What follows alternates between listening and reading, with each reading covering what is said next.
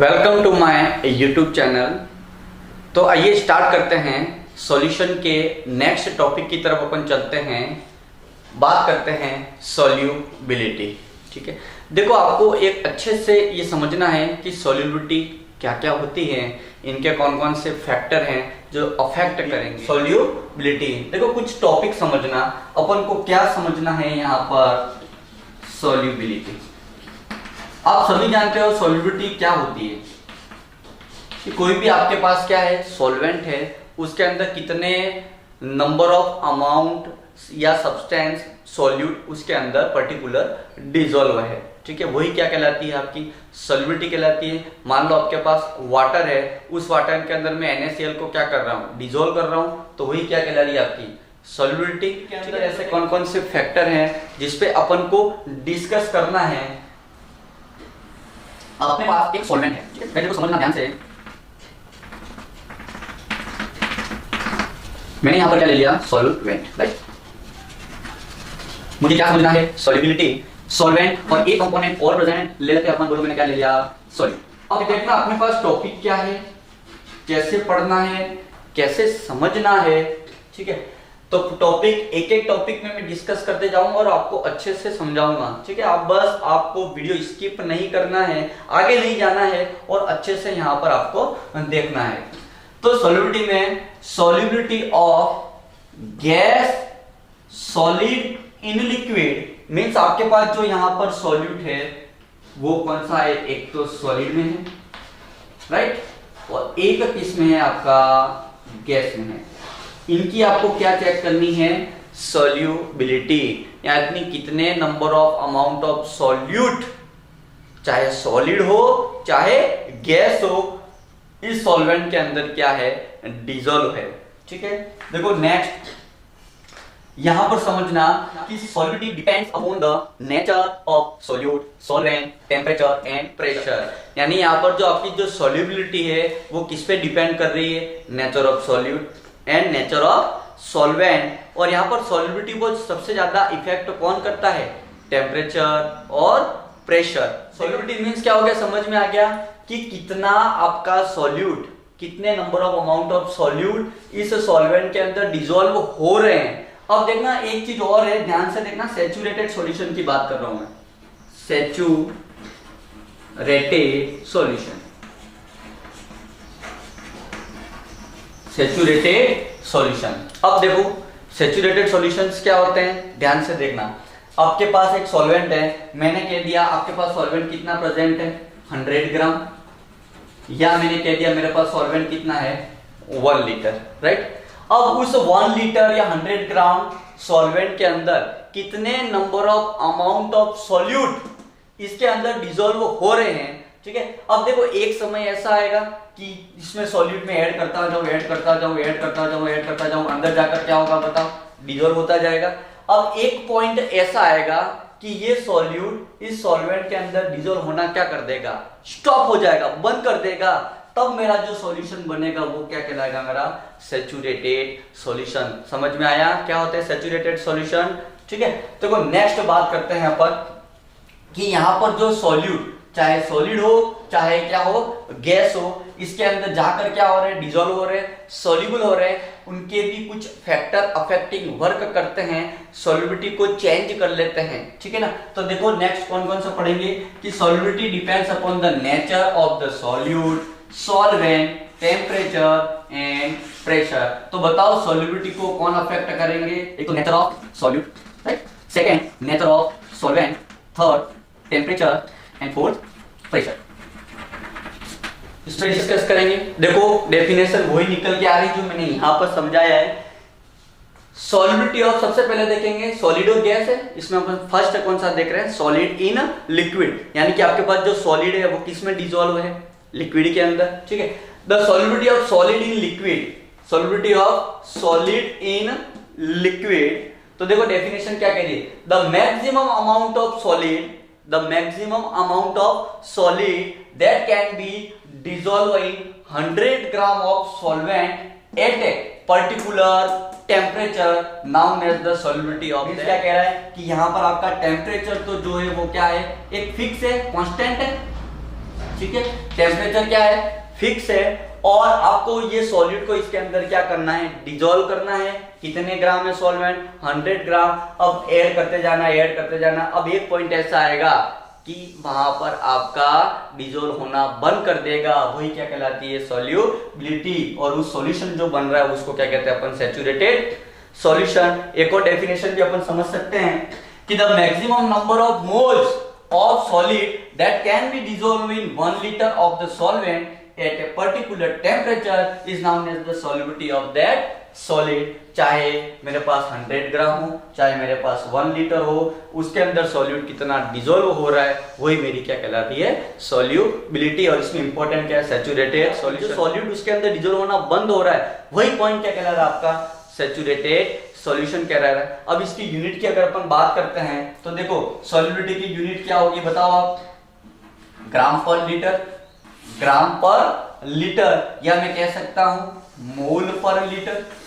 भाई यही हो रहा, कितने ग्राम आपके पास क्या है सॉल्यूट, वो इसके अंदर डिसॉल्व हो रहे, तो यूनिट क्या बनेगी, ग्राम पर लीटर या मोल। सॉल्यूट का मतलब क्या हुआ, नंबर ऑफ मोल्स, यानी कि कितना वेट है, उसका कितना मास है, तो नंबर ऑफ मोल्स फाइंड हो जाएंगे। तो अच्छे से आपको समझ में आ गया होगा।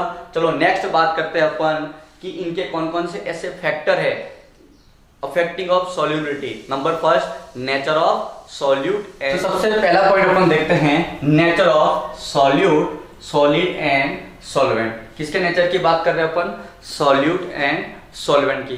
तो आप सभी जानते हैं कि पोलार किस में डिजोल्व होते हैं, पोलार के अंदर, और जो नॉन पोलार है वो किस में डिजोल्व होंगे, नॉन पोलार सॉल्वेंट्स में। तो देखो अपन बात करते हैं सबसे पहले आयोनिक सॉलिड्स की, ठीक है। कितने सॉलिड्स की बात कर रहा हूं मैं यहाँ पर, आयोनिक सॉलिड्स की। आपके पास जो सॉल्यूट है वो कौन सा है, सॉलिड में है, लेकिन कौन सा सॉलिड है आपके पास, आयोनिक सॉलिड। देखो ध्यान से देखना कि आपके पास जो सॉलिड है, ठीक है, समझना, जो सॉलिड है वो कौन से सॉलिड की बात कर रहे हैं अपन, आयोनिक सॉलिड, आयोनिक सॉलिड। और आप जानते हो आयोनिक सॉलिड्स मींस क्या प्रेजेंट होंगे इसके अंदर, एक तो होगा कैटायन और एक क्या होंगे, एनायन, और इनके फोर्स ऑफ अट्रैक्शन से आपस में जुड़कर क्या बना देंगे, जैसे फॉर एग्जांपल मैंने ले लिया Na+ और Cl-, तो Na+ और Cl- मिलकर क्या बना देंगे बताओ, NaCl, आयन से इंटरेक्शन करके बने। तो सबसे फर्स्ट अपन बात करते हैं आयोनिक सॉलिड्स की। देखना, ionic solid are soluble in polar solvent. जैसे देखो आयोनिक सॉलिड कौन कौन से हो गए आपके पास, NaCl, KCl, KNO3 एटसेट्रा, बहुत सारे हैं आपके पास। अब ये क्या लिखा कि these are soluble in water, यानी कि ये जो आयोनिक सॉलिड है आपके पास कौन से, NaCl है, KCl है और KNO3, NaNO3 बहुत सारे हैं जो किसके अंदर डिसॉल्व हो रहे हैं, वाटर के अंदर। और वाटर भी आपके पास क्या है, पोलर सॉल्वेंट है, ठीक है। तो आपके पास जो सॉल्वेंट है वो कौन सा हो गया यहाँ पर, वाटर। और वाटर क्या है बताओ, पोलर है। कैसे पोलर, भाई अगर मैंने लिखा H2O, इस पर कौन सा साइन आएगा बताओ, नेगेटिव, और यहाँ पर कौन सा साइन आया, पॉजिटिव। और आपको पता है कि जब इलेक्ट्रोनेगेटिविटी के बीच में डिफरेंट हो जाता है तो वो बॉन्ड क्या कहलाता है अपना, पोलर। तो H2O क्या है यहाँ पर, पोलर मॉलिक्यूल्स, ठीक है। देखो नेक्स्ट, इनके रीजन की अगर बात करते हैं कि ऐसा क्यों होता है, ठीक है। तो इंटर आयोनिक डायपोलर रिएक्शन, यानी कि ये क्या शो करते हैं, इंटर आयोनिक डायपोलर रिएक्शन है। और ये आयोनिक सॉलिड जो पोलर होते हैं वो किसमें डिसॉल्व हो जाते हैं, पोलर सॉल्वेंट के अंदर। तो देखो रीजन क्या है, रीजन को आप अच्छे से समझना कि an ion carries either positively charge cation and negatively charge anion. The ion interact with oppositely charge site of a polar molecules developing electrostatic force of attraction between ion and the polar molecules। देखो समझना अच्छे से ये क्या कहना चाह रहा है कि ये पोलर के अंदर डिसॉल्व कैसे हो रहे हैं, समझना आप अच्छे से। जैसे फॉर एग्जांपल देखो मेरे पास मैंने यहाँ ले लिया H2O, पहले Na+ ले लेते हैं अपन, Na+, और यहाँ मैंने लिख लिया Cl-। सॉल्वेंट कौन सा आपके पास, H2O, इसके अंदर क्या डिसॉल्व कर रहे हो आप, NaCl, और उसके अंदर जाकर वो क्या हो जा रहा है, डिसॉल्व हो जा रहा है, सॉल्युबल हो रहा है, ठीक है। लेकिन फैक्टर की अपन बात कर रहे हैं, तो ऐसा क्यों होता है कि पोलर जो होता है वो पोलर सॉल्वेंट के अंदर जाकर डिसॉल्व हो रहा है, और जो नॉन पोलर है वो नॉन पोलर सॉल्वेंट के अंदर जाकर डिसॉल्व हो रहा है। तो देखो ध्यान से देखना, जब NaCl को अपन वाटर के अंदर डिसॉल्व करते हैं तब इसके अंदर Na किस में ब्रेक हो जाएगा, Na+ में, और Cl किस में ब्रेक हो जाएगा, Cl- में। और इसके अंदर क्या प्रेजेंट है बताओ, H2O, ये H2O, इधर भी मैं लिख रहा हूँ OH2O, ठीक है ना, इधर भी अपन लिख लेते हैं OH2O। अब बताओ O पे कौन सा साइन होगा, नेगेटिव, यहाँ पर कौन सा चार्ज क्रिएट होगा, पॉजिटिव, पॉजिटिव, पॉजिटिव और नेगेटिव, नेगेटिव, पॉजिटिव और पॉजिटिव। इसी तरह Cl भी वाटर के अंदर ही है, तो मैं इसको भी यहाँ लिख रहा हूँ H2O, OH, H और ओवर मॉलिक्यूल्स, इससे कौन से चार्ज क्रिएट होंगे, minus, plus, cation, anion, cation, cation, cation, cation और एनायन, ठीक है। अब देखो समझना क्या कह रहा है, इसकी लैंग्वेज से समझना कि ऐसा क्यों होता है कि जो पोलार सॉल्वेंट है, पोलार सॉल्वेंट के अंदर कौन जाकर डिजोल्व हो रहा है, आपका पोलार सॉल्यूट, और रीजन क्या है, इंटर आयोनिक डायपोलर रिएक्शन।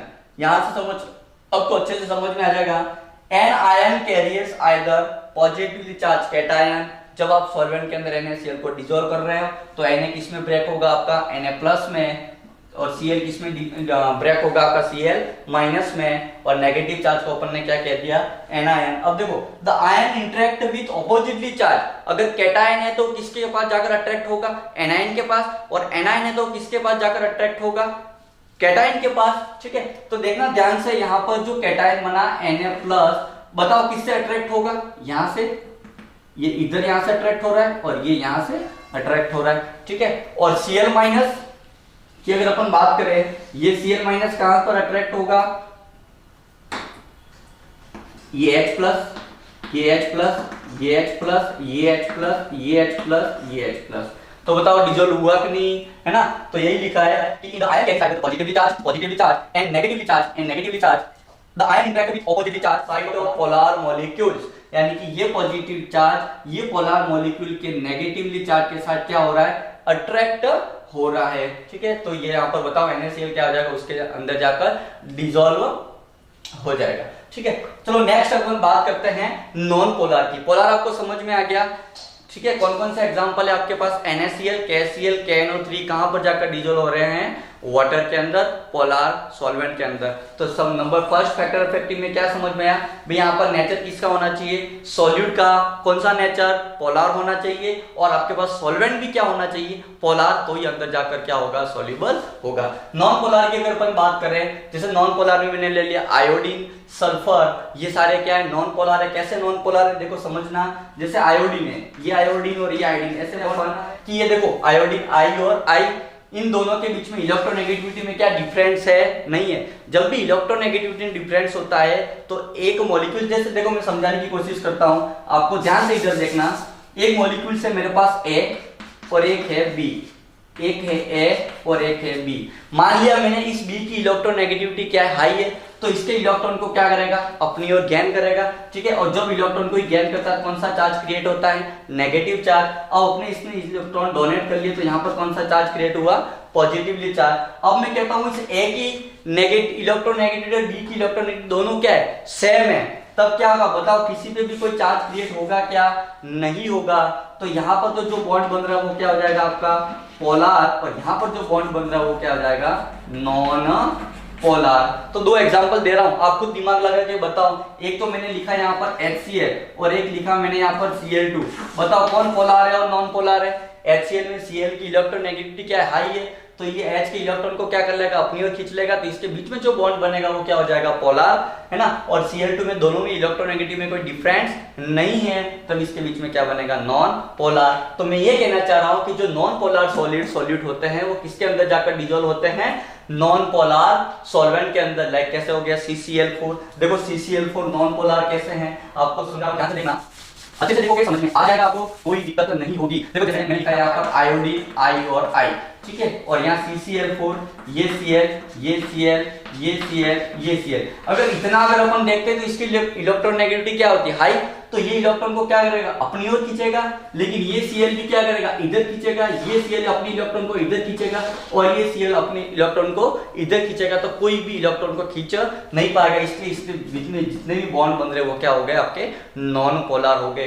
तो मेरी बात समझ में आ गई होगी कि nature of solute and solvent की जो पोलर जो होते हैं वो पोलर के अंदर डिसॉल्व होंगे और जो नॉन पोलर है वो किसमें डिसॉल्व होंगे, नॉन पोलर के अंदर।